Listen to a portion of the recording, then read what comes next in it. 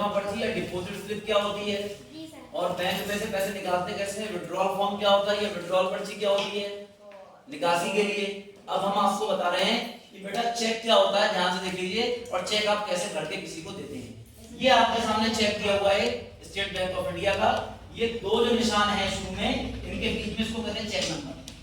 ये क्या है, चेक नंबर। तो पूछे चेक नंबर क्या है, तो ये शुरू के दो निशान बने हैं, इनके बीच में ये जो है ये चेक नंबर। उसके बाद में आपसे कहें भरने के लिए, सबसे पहले यहाँ बेटा क्या है, डेट है, डेट भर देंगे।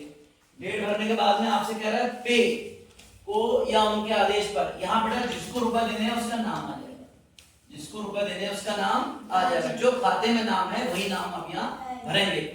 उसके बाद कह रहा है रुपीस, तो मान लीजिए 5000 रुपए हैं तो आपने 5000 यहाँ भर दिए। अब यहाँ कह रहा है शब्दों में, तो शब्दों में भरेंगे 5000 रुपए मात्र, 5000 रुपए मात्र।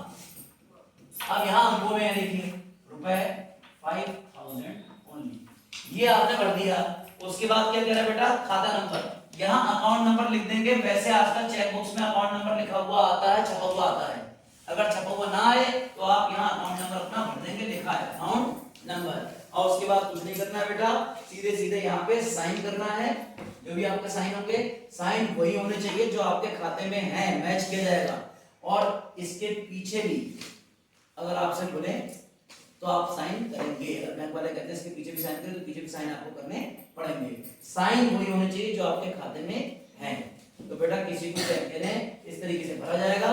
जब किसी को चेक देते हैं तो ये चेक नंबर है, इसको नोट करके रख लेते हैं कि भविष्य में कभी समस्या ना हो, चेक नंबर पता हो, इसके नाम पे दिया है, ये भी डिटेल अपने पास लिख के रख लेते हैं कि आप कभी भूल ना जाए। समझ में आ गया? ये हमने आपको चेक के बारे में बताया। अब चेक बाउंस कैसे होता है, क्या दिक्कत होती है, खाते में पैसे नहीं है तो क्या होगा, ये सारी बातें आगे आपको बताएंगे। कितने बच्चे इसमें समझ में आ गई?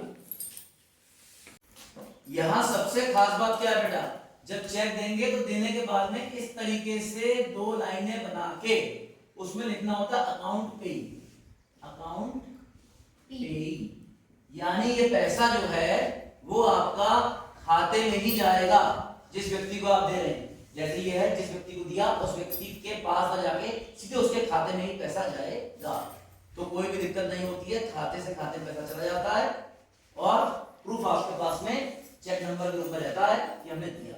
समझ रहे हैं? तो जब किसी को चेक दें, ये दो लाइनें बनाना बेटा ना भूलें, इसका मतलब आप उसके अकाउंट में ही पैसे देना चाहते हैं। क्लियर? कोई समस्या किसी को?